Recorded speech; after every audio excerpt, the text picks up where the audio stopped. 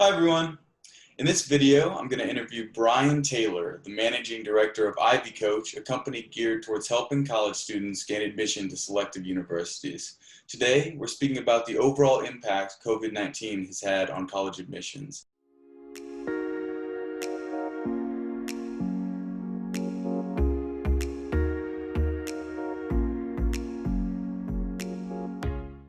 Brian, thanks so much for joining us.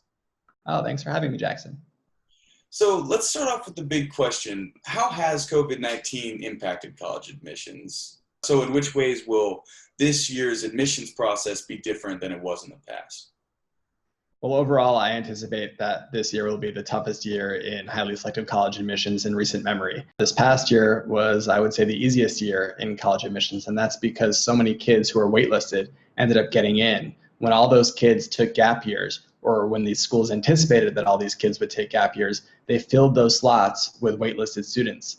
So those kids who took gap years from the class this past year, for the class of 2024, well, they're now going to take away slots from the class of 2025. So there are going to be fewer available slots. When you saw that Harvard and Yale, that 80% of their kids are coming this year, that means 20% of kids didn't come. Well, it's not like they're going to say, goodbye, Harvard, let's go to Nassau Community College. They're going to come to Harvard. They're just going to come next year. So that eats away slots for this next year's group of applicants.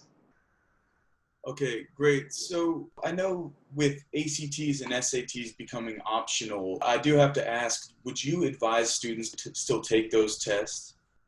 Of course. Don't believe colleges when they tell you that they're not valuing test scores. Yes, the vast majority of America's highly selective colleges this year are test optional. But even if you read some of their PR announcements in which they announce they're going test optional, if you take Columbia's as an example, they still say they value test scores, that test scores can offer insight into an applicant.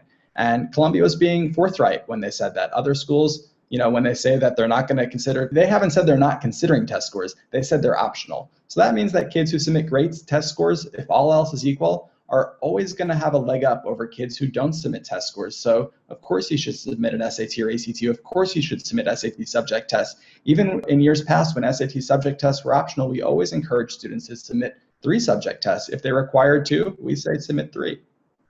Okay, great. So you kind of touched into this a minute ago, but how do you suppose that this pandemic will impact students' individual application decisions? I mean, I've read reports suggesting that a lot are considering taking a gap year, others are clearly deferring. So can you kind of speak to that a little bit, what you gauge about that? From this past year, I mean, a lot of colleges were very worried about the percentage of kids who would take gap years. And don't get me wrong, a lot of kids did take gap years. And 20% at Harvard, 20% at Yale, that's a lot. But I don't think it was as much as people anticipated. I think they were anticipating numbers as high as 50%. Recently, Harvard and MIT filed suit against the Trump administration for trying to ban international kids from attending colleges that were completely virtual. So they wanted them to do that in their home countries. The Trump administration ceded that point. But there was an exception to that, and those were first-year students. First-year international students still can't come to U.S. schools. Their admission is deferred till next year. Great. So I do have to ask, for the students watching out there, would you say it's advisable to take a gap year, or should that be something that students only do if they have to? I would only do it if you have to. I mean, what else are you going to do this year? Are you going to travel around the world? You can't do that. What are you going to do other than take online classes? How many times can you watch the latest film that's #1 on Netflix? I mean, they're not even any good. Take courses, do something that propels your education forward. I don't advise taking a gap year unless you have no choice, unless you're one of those international applicants who can't come. So are there any silver linings? Will any of the admissions process be easier for students because of the pandemic, or is it all just more difficult? Well, one silver lining, I mean, this year marks a very scary year for College Board, the maker of the SAT subject test, the AP exams, and ACT. These 2 companies have been competing for years for market share, and both have suffered potentially a fatal blow. Maybe not fatal, but a major blow this year. Anytime a school goes test optional, these companies worry, will the next domino fall? When the University of Chicago went test optional, becoming one of the most highly selective schools to be test optional among the national universities, they worried that other schools would follow. Well, this year, all of these schools are test optional. And some of these schools, they are going to realize that you don't necessarily need these SAT and ACT scores, these scores that have historically discriminated against underrepresented minorities, against low-income students who can't afford great test prep necessarily. And well, maybe you don't need these scores. So yes, I anticipate that most schools will continue with the SAT or ACT, but there are going to be a bunch of schools that make it optional going forward. I believe that schools tell the truth. For instance, MIT didn't allow students this year to submit subject test scores. MIT in that instance is telling the truth. They really are not valuing subject test scores because they're not allowing you to submit it. But when a school is test optional and they're allowing you to submit it, they're all not telling it like it is. Only when a school doesn't allow the submission, Yale did it this year with subject test scores, MIT did it, then they're telling the truth. Great. So just kind of to wrap this up, right now a lot of students are starting their senior years. Some start in a week, some started last week. So what should they be thinking about and doing right now to put themselves in a position to be admitted to their choice school this year?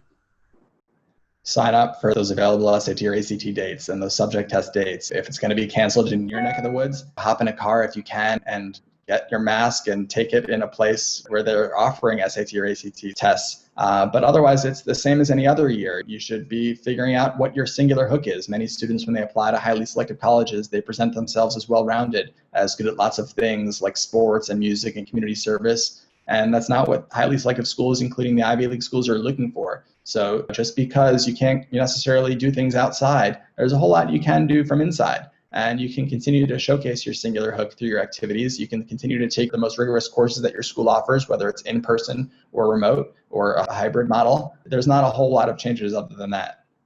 Well, that does it for us. Thanks again, Brian, for taking the time to speak with us today. Thanks for having me, Jackson. If you like this video, please give it a thumbs up. And for more interviews like this, please subscribe. Have a great day, everyone.